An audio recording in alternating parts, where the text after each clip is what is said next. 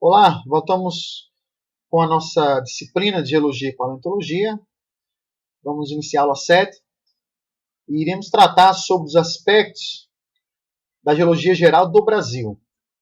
Vamos iniciar nossa aula destacando aqui as compartimentações que envolvem a estrutura ou a macroestrutura geológica do território brasileiro.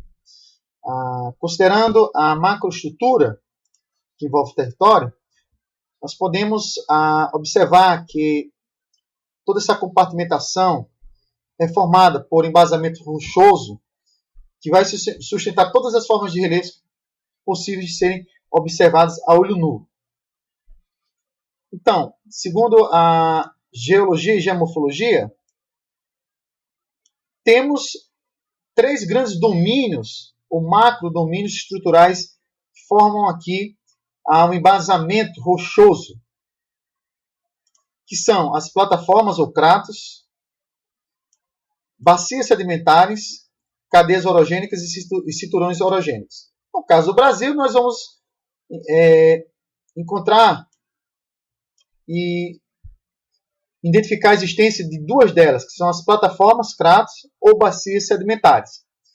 Então, do ponto de vista da estrutura geral do território, nós temos plataformas e bacias sedimentares formando a estrutura geológica do relevo brasileiro.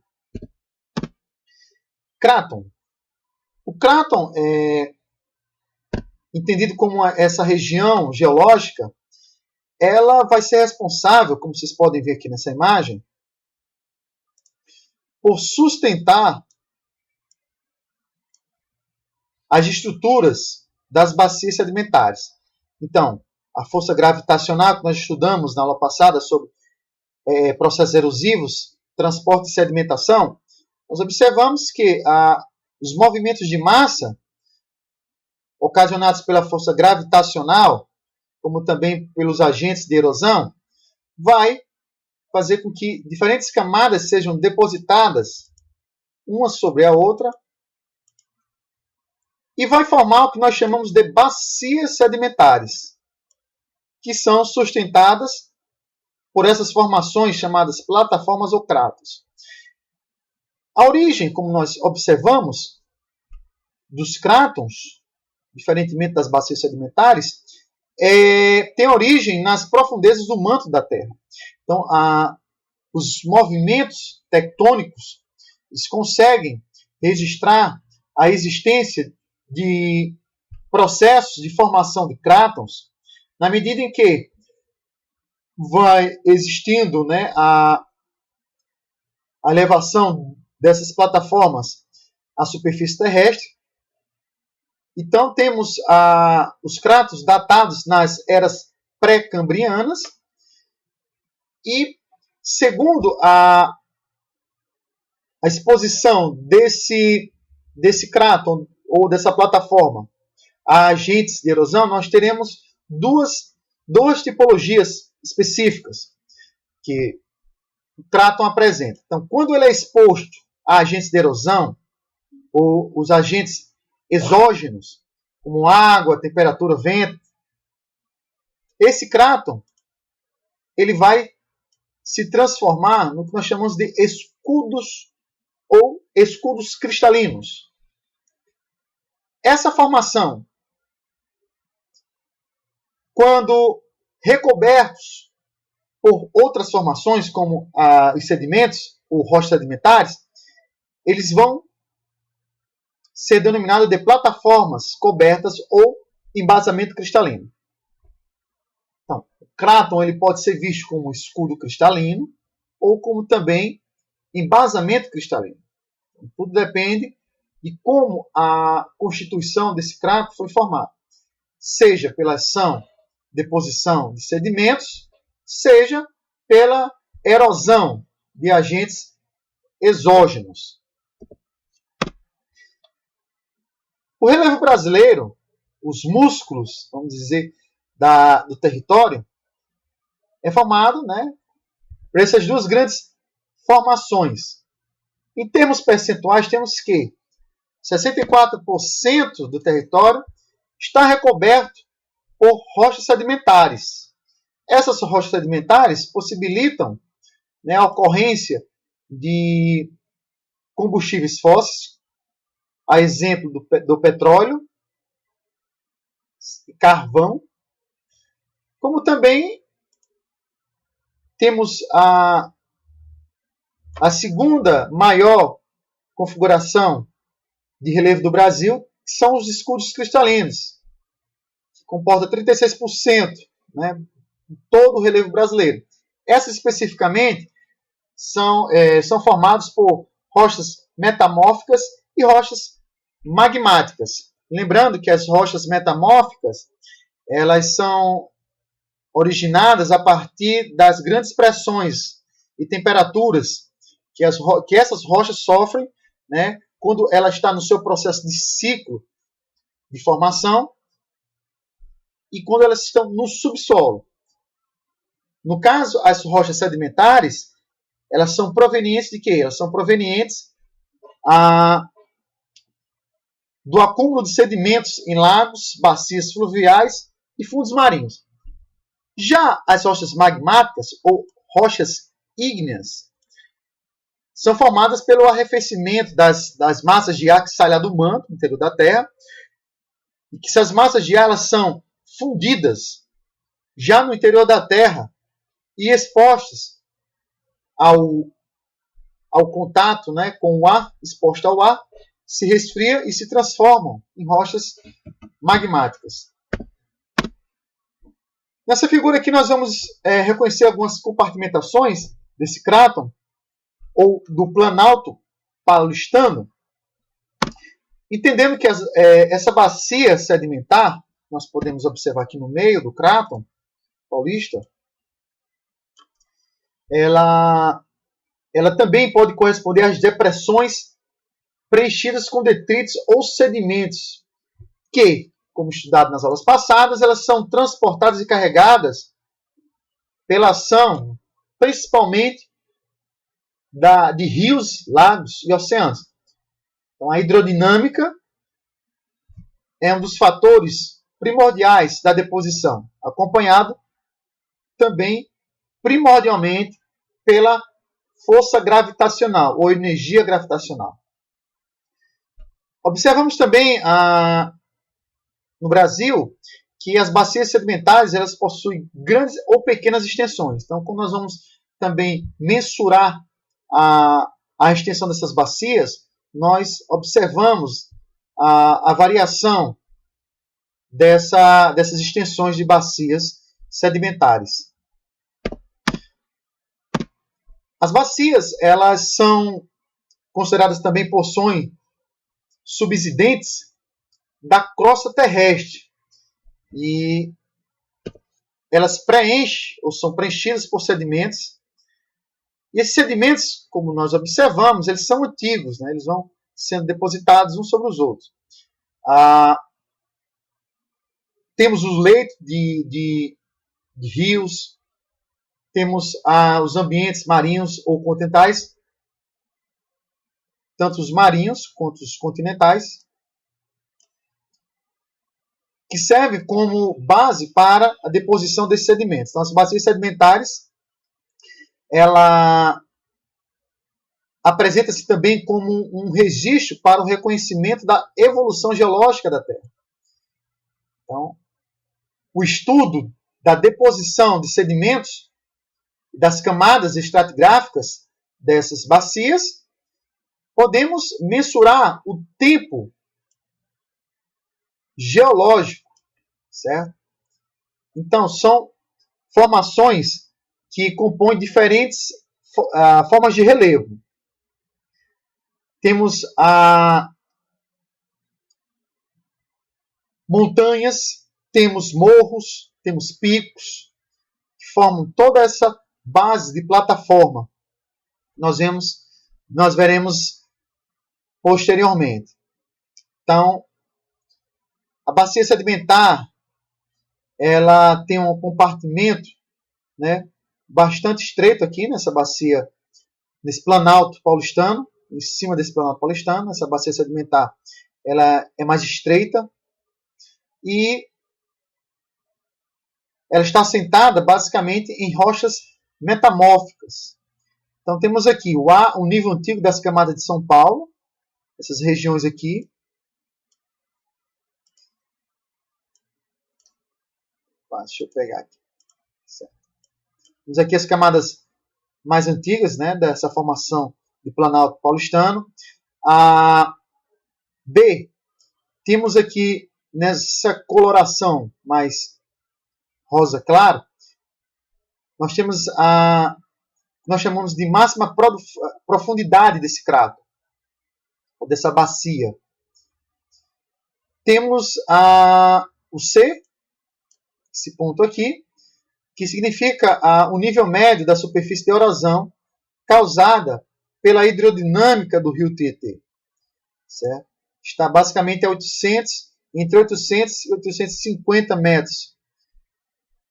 E as falhas, nós podemos também observar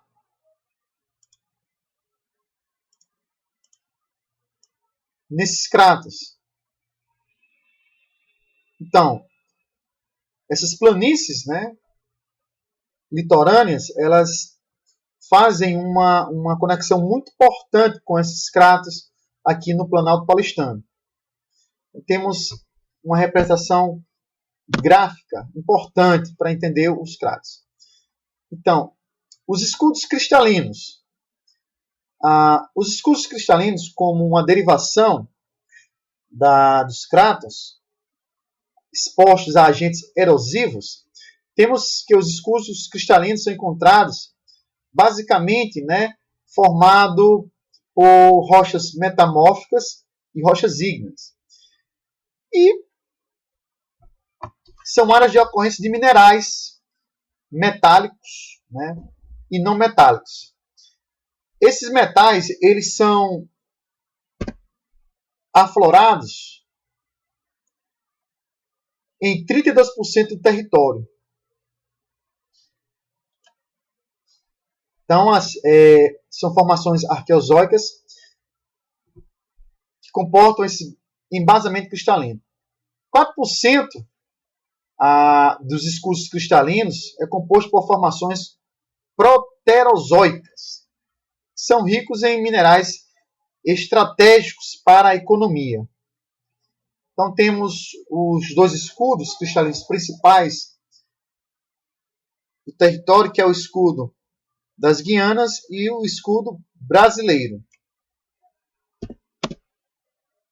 Observem aqui as principais bacias sedimentares que podem ser encontradas em diferentes regiões. Na região norte, nós temos aqui a bacia sedimentar do Xingu, que é da era arqueozoica. Então, todas essas estruturas aqui de bacias estão sobrepostas a crátons, ou plataformas. Então, o Nordeste brasileiro, nós temos 3 grandes bacias sedimentares, ou plataformas, né? Vamos colocar aqui a Planalto da Borborema, Bacia Parnaíba, aqui o São Francisco, Mantiqueira, que é mais aqui no Sudeste. Temos no Centro-Oeste, que é a Bacia do Tocantins, que recebe deposição do rio Tocantins, obviamente. A Bacia do Paraná e a Bacia Amazônica. Então, as principais bacias, e cada uma delas, elas correspondem a um período geológico específico. Temos aqui as principais bacias formadas na era proterozoica e arqueozoica. Temos também as bacias costeiras, as sedimentares e as costeiras. Esse verde aqui mais escuro. Observando, né, a paisagem desses cráteres, dessas plataformas, temos as principais formas do relevo brasileiro, ou as principais estruturas do relevo brasileiro. Quais são elas? Temos as formas de planalto, de relevo em forma de planalto. são essas ondulações aqui, vamos dizer assim, o topo dessas plataformas de forma mais retilínea. Temos as depressões, que são basicamente aberturas dentro dessas plataformas. As montanhas e as planícies, que são ambientes mais rebaixadas. Vamos observar aqui. No que diz respeito à divisão de planaltos, depressões e planícies, temos 28 tipos, né, de relevos que podem ser destacados aqui no território brasileiro. Temos os planaltos, depressões e planícies. Em cada região existe as suas depressões, seus planaltos e suas planícies.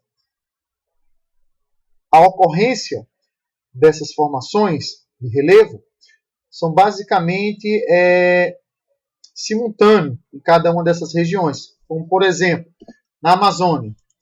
Na Amazônia nós temos a depressão amazônica, certo? A depressão marginal do norte da Amazônia, que é essa regiãozinha aqui acima.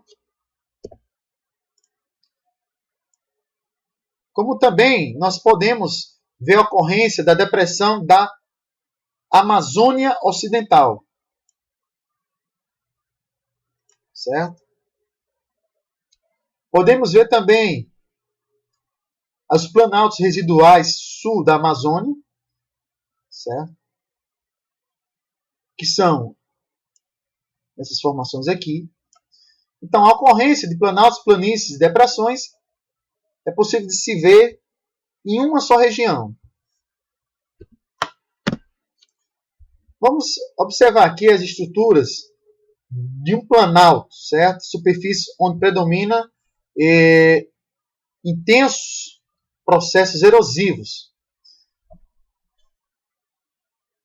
Então, observe aqui.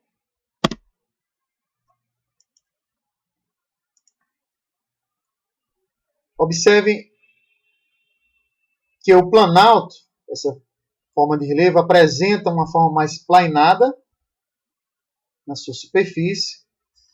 E essas formas plainadas, elas podem se apresentar na paisagem em 6 grandes formas. Como picos, são esses cumes, esses topos mais triangulares, o morro, uma visão mais de paralelo, né, de parábola, colina, chapada, certo? Escarpa e cuesta. Então, essas formações de planalto, que nós estamos vendo aqui, é da Chapada da Diamantina, na Bahia, o Morro do Pai Inácio. Esse morrozinho aqui. Então, isso aqui nós podemos observar essas macroestruturas de planalto aqui na Chapada Diamantina. Montanhas. As montanhas, elas são formadas pelos movimentos tectônicos ou das placas tectônicas, principalmente pelos movimentos convergentes das placas, que promovem essas deformações. Então, temos essa cadeia de montanhas aqui do Parque Nacional de Los Glaciares, na região da Patagônia, Argentina. E aqui, essa formação de montanhas, ela possui 2 características. Montanhas jovens, formadas em épocas geológicas mais recentes, e apresentam maiores altitudes, certo? E as velhas, formadas em períodos geológicos mais remotos, elas são afetadas por agentes de erosão e, como todo processo, né, de estratigráfico, as rochas mais antigas, elas vão ficar rebaixadas e ser sobrepostas, né, pelas camadas mais jovens de montanha. Temos aqui a planície Pantanal. Essa planície ela apresenta-se uma forma de relevo mais rebaixada em relação aos planaltos, basicamente a altitude média de 100 metros acima do nível do mar. É uma região de intenso processo de sedimentação, principalmente porque as planícies são áreas principalmente de formação de grandes rios.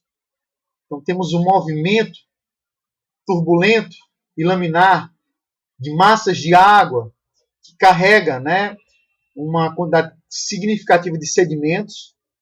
Então, temos as planícies litorâneas, fluviais e lacustres. A exemplo, né, de uma planície, temos aqui a planície do Pantanal, a maior planície inundável do planeta. Em seguida, vem as depressões. As depressões encontram-se, né, abaixo dos planaltos, basicamente fica no interior desses planaltos. Observe aqui no pico estadual do Jabre, na Paraíba, essa grande depressão aqui em volta desses planaltos, certo? Então, essas depressões, elas são partes mais rebaixadas quando nós levamos em consideração o relevo que está circundando a sua área. Então, apresenta-se relevos íngremes ou inclinados levemente e são caracterizados, né, fortemente também por processo de erosão que vai determinar a sua formação, né, o escavamento dessa região de planalto. Então, os agentes erosivos vão escavando esse planalto e formando o que nós chamamos de depressões. Então, essa depressão é relativa em relação ao nível do mar. As depressões absolutas são aquelas que ficam abaixo do nível do mar. Certo? Observem aqui a paisagem da depressão do Parque Estadual Pico do Jabre. Toda a estrutura em volta dessa depressão do Pico do Jabre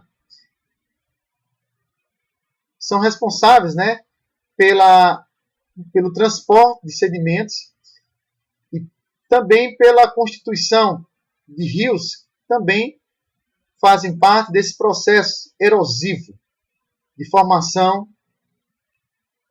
dessas depressões.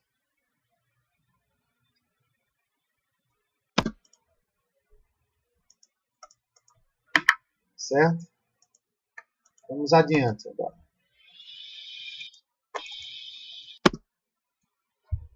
Então, temos aqui os macrodomínios morfoestruturais e morfoclimáticos, que são os domínios que sofrem ação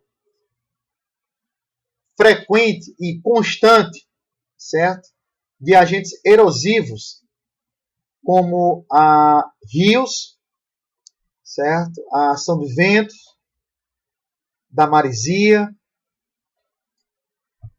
como também da temperatura. Então, esses domínios morfoestruturais e morfoclimáticos, como os nomes já dizem, os morfoestruturais sofrem com a ação de agentes como rios, lagos e oceanos, e os morfoclimáticos, eles recebem, né, a influência erosiva de agentes hidrodinâmicos e helodinâmicos. Observem a compartimentação e distribuição regional dos domínios morfoclimáticos. Temos então a classificação de Aziz Absaga, dessas macroformas estruturais em 6 tipologias. Temos aqui o macrodomínio morfoclimático amazônico. Observem que ele recebe a influência do clima equatorial, por isso temos aqui terras baixas florestais equatoriais. O Cerrado, a região aqui central do país. Temos aqui os chapadões tropicais, que já vai ser influenciado por um clima mais tropical. E temos as formações aqui do interior dos cerrados, como florestas e galeiras. Domínio de mares e morros. Mares e morros, temos as áreas mamelonares, certo? Que fica basicamente nas áreas litorâneas, influenciados pelo clima tropical atlântico e da floresta tropical atlântica. Temos a Caatinga, certo? Observe aqui essa formação. Deixa eu mais compartimentar aqui. Aqui temos a influência mares e morros, temos a Caatinga aqui. Que são depressões de intermontanhas e interplanáticas que vão também sofrer com a ação de agentes atmosféricos, principalmente da temperatura, das altas temperaturas. Araucária, os planatos subtropicais. Vamos ver aqui essas formações no sul do país, certo? Então, essas formações elas vão contemplar planaltos subtropicais com araucárias, formações araucárias de vegetação. Então, os domínios também morfoclimáticos diz respeito simplesmente à vegetação, pessoal. Então, as faixas de transição, certo? De uma para com a outra. Então, tudo isso aqui é faixa de transição, certo? Por exemplo, dos mares e morros para aqui a formação de caatingas. Temos aqui essa área de transição que corresponde a uma área de transição entre aqui o domínio, deixa eu passar aqui, o domínio das caatingas com o domínio amazônico das terras baixas e florestas equatoriais. Então, tudo isso aqui é área de transição. Isso aqui, isso aqui, isso aqui. No geral, temos os domínios macroestruturais, que envolvem o relevo, depósitos sedimentares, certo? Bacias e coberturas sedimentares fanerozoicas. Temos os cinturões neopreterozoicos, são os aqui com a marronzada. E temos os crátons neoproterozoicos, são as formações aqui em cor de rosa. Então, são as classificações macroestruturais. Compartimentos dos relevos. Então, como é que está distribuído todas essas grandes compartimentações do relevo? Observe-se que a maior parte do território, de forma significativa, é formado por planaltos e depressões, certo? Essa cor mais roxo, de roxo escuro, e essa cor aqui de rosa mais claro. Seguido, objetivamente aqui, por patamares, e que em terceiro e quarto lugar temos aqui os tabuleiros de chapadas. E que, por último, né, nós temos aqui as serras. como classificação das grandes compartimentações de relevo do Brasil. Observando, portanto, a posição do nosso território no ciclo de eventos geológicos, das eras geológicas, nós temos que o desenvolvimento do cráton brasileiro apresenta-se em 5 sub-eventos ou eras geológicas, que vai aqui desde o Quaternário até o Triássico, onde temos o desenvolvimento da plataforma sul-americana. Então, todas essas eras aqui envolvem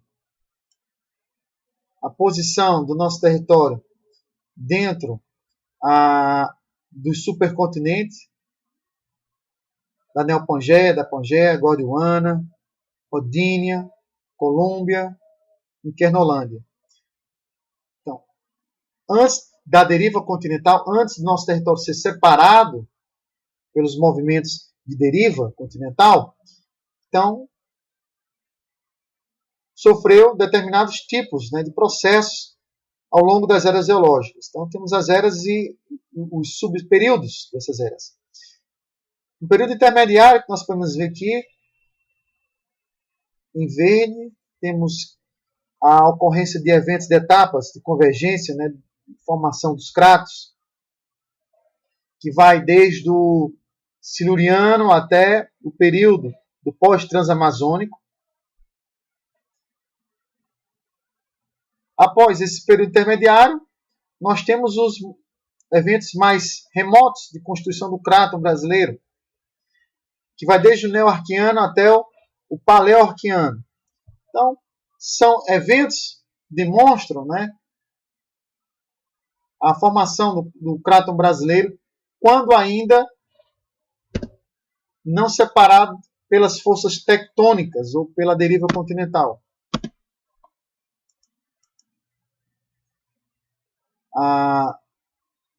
Nós vimos algumas classificações de domínios morfoestruturais do Brasil, apresentados pelo Aziz Absaber, e temos uma outra classificação apresentada pelo Jurandir Rossi.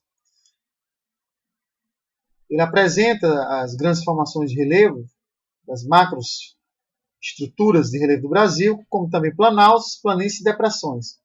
Então ele elenca também uma série de depressões e planícies que vão compor a estrutura geral do relevo brasileiro. Então, diferentemente de Aziz, ele faz aqui 28 classificações entre planalto, planícies e depressões. E ele faz a regionalização dessa morfoestrutura, considerando a ocorrência de cada uma delas em diferentes regiões. Então, depressões, planaltos e planícies ocorrem em diferentes regiões, como também vimos na classificação de Aziz Absaber. Certo? Temos aqui na região norte a ocorrência, certo, de planícies, depressões e planícies, planaltos, no caso, depressões e planícies. Como também nós vemos aqui no Nordeste brasileiro, a ocorrência dessas planícies aqui no litoral, nas regiões litorâneas.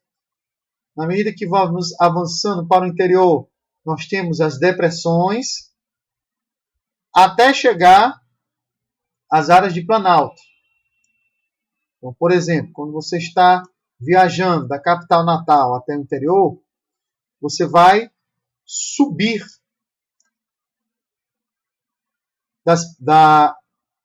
em 3 camadas de relevo. Você vai primeiramente sair da planície litorânea, entrar na depressão e depois entrar na região de planaltos.